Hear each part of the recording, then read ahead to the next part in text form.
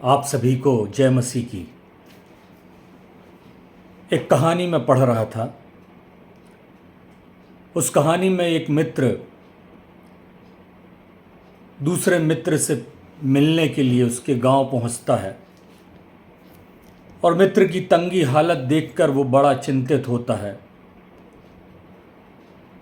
वो तुरंत वहां से लौट जाने का मन बनाता है, परंतु मित्र कहता है कि नहीं मित्र, आज रात रुको, हम भोजन करेंगे और उसके बाद कल चले जाना।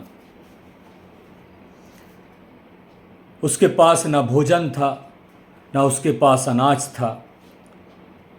पास के एक पेड़ से जो उसके घर में लगा हुआ था, उसने कुछ फलियां तोड़ी और उनको बनाया और मित्र के पास लाकर रख दिया। उन दोनों ने खाया। मित्र इन सब बातों को होते हुए देख रहा था, लेटा हुआ था, सोच रहा था कि मित्र की दरिद्रता को कैसे दूर किया जाए, कैसे उसकी इस गरीबी को दूर किया जाए।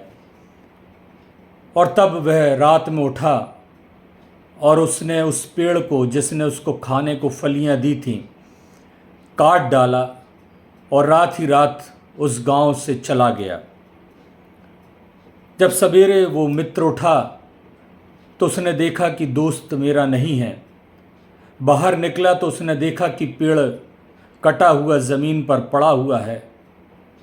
उसका परिवार उठा, पत्नी उठी, बच्चे उठे और सब रोने लगे कि एक ही तो सहारा था जिससे भोजन प्राप्त हो रहा था, इनके मित्र ने उसको भी काट डाला और अब हमें भोजन कहाँ से मिलेगा। आस पड़ोस के लोग भी उस आए हुए मित्र से बेहद नाराज़ थे कि उसने ये क्या कर दिया। कई साल गुजर गए, फिर वो मित्र वहाँ से गुजरा और सोचा देखूं मेरा मित्र कैसा है, परंतु डरते और घबराते हुए उसने उस घर पर कदम रखा तो देखा कि वो घर जो था टीन और टपरे का, वो अब एक अच्छे घर में परिवर्तित हो गया है, पक्के घर में परिवर्तित हो गया है। और जब वह प्रवेश किया तो उसका मित्र सामने खड़ा था। वो मित्र दौड़ता हुआ आया और उसने अपने उस मित्र को गले लगा लिया और उसको धन्यवाद बोलने लगा। उसने कहा, मित्र तेरा धन्यवाद, यदि तू उस रात उस पेड़ को काट कर नहीं जाता तो शायद मैं अपने घर से बाहर अपने कदम को भी नहीं रखता और शायद आज जिस स्थिति में हूँ मैं उस स्थिति में भी नहीं होता। कई बार हमारे साथ ऐसा होता है, हम अपने कंफर्ट जोन को छोड़ना नहीं चाहते। कई बार हमारे साथ होता है कि हम जहाँ पर हैं वहीं पर रहना पसंद करते हैं। कई बार जहाँ हम कार्य कर रहे हैं उस कार्यस्थल को हम छोड़ना नहीं चाहते। हम नहीं चाहते कि हम वहाँ से निकलें और कुछ कार्य करें और कुछ योजनाएं बनाएं और कुछ सोच और विचार करें, क्योंकि हमें लगता है कि जो हमें मिल रहा है वो पर्याप्त है और क्यों मेहनत करें, क्यों समस्या को मोल लें, क्यों परेशानी को अपने सर पर लेकर आएं। जैसा चल रहा है वैसा ही चलने दें। पतरस के बारे में सोचिए। उस रात जब हवाएं चल रही थी, जब तूफान उठ रहा था और जब नाव हिलडुल रही थी, चेले घबरा गए और उस रात में वो प्रभु यीशु मसीह को सामने पानी पर चलते हुए देखते हैं, घबरा जाते हैं, भूत भूत करके चिल्लाने लगते हैं। और तभी पतरस जो है वह यीशु मसीह को देखकर कहता है, प्रभु यदि तू आज्ञा दे तो मैं भी पानी पर चलना चाहता हूं। प्रभु यीशु मसीह कहते हैं चला, और तब वह उस नाव से अपने पांव को बाहर निकालता है। उस नाव से अपने पांव को बाहर निकालकर वह पानी पर रखता है।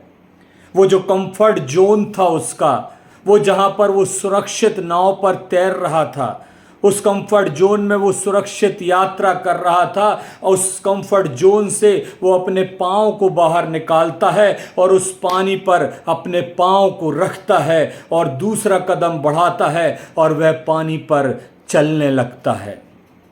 समस्या यहाँ पर इतनी सी है, हमें अपने कदम को बढ़ाने की, वो पहला कदम बढ़ाने की, वो पहला कदम विश्वास के साथ बढ़ाने की। और यही हमसे हो नहीं पाता। हमें लगता है कि जहाँ पर हम हैं वो बेहतर है, जहाँ पर हम कर रहे हैं वो बेहतर है, परंतु आप में इतनी प्रतिभा है, आप में इतनी इतनी ऊर्जा है कि आप बहुत कुछ नया कर सकते हैं, आप बहुत कुछ परिवर्तित कर सकते हैं, परंतु नहीं करते क्योंकि आपको वो कंफर्ट जोन बहुत पसंद आ गया है। तकलीफ है, पीड़ा है, परंतु आप उसको छोड़ना ही नहीं चाहते, वहीं रहना चाहते हैं। परमेश्वर कह रहा है अपने कंफर्ट जोन से बाहर निकलो, उस नाव से पांव को बाहर रखो। तुम देखो पानी पर चलने लगोगे, तुम देखो आग में रहकर जलोगे नहीं। तुम देखो तुम्हारे सामने जो समस्याएं जिसके कारण तुम डर रहे हो और अपने कदमों को आगे नहीं बढ़ा रहे हो, वो सब अपने आप किनारे होती जाएंगी और तुम अपनी मंजिल पर पहुंचने वाले हो सकोगे। वो जो तुमने सोच रखा है उसको पाने वाले हो सकोगे। परंतु प्रश्न यही है कि उस कंफर्ट जोन से बाहर निकलो। पतरस ही एक इंसान था जो पानी पर चलने पाया, उसके बाद और कोई नहीं। हम कुछ करना ही नहीं चाहते, हम कुछ नया अचीव करना नहीं चाहते। हम चाहते हम जहाँ हैं जैसे हम वैसे ही अच्छे हैं। परमेश्वर कह रहा है मैं तुम्हें बढ़ना देखना चाहता हूँ, मैं तुम्हें ऊंचाइयों पर देखना चाहता हूँ, परंतु तुम वहीं रहना चाहते हो, वहीं जीवन व्यतीत करना चाहते हो। यदि उस व्यक्ति ने, उसके दोस्त ने उस पेड़ को नहीं काटा होता तो आज वो इतना फलवंत नहीं होता। प्रभु यीशु मसीह कहते हैं कि मैं उन डालियों को काटता और छांटता हूँ ताकि वो बढ़ें। मुझे और आपको अपनी उन अनचाही डालियों को काटना होगा ताकि हम बढ़ने वाले हो सकें। और ये बात बहुत आवश्यक है, इस बात को हम जानें, हम अपने कंफर्ट जोन को छोड़ें और कुछ नया करने के लिए कुछ नए कदमों को बढ़ाएं। परमेश्वर आपके साथ है, आपको ऊंचाइयों पर ले जाएगा। परमेश्वर आपकी सहायता करे। यीशु सहाय।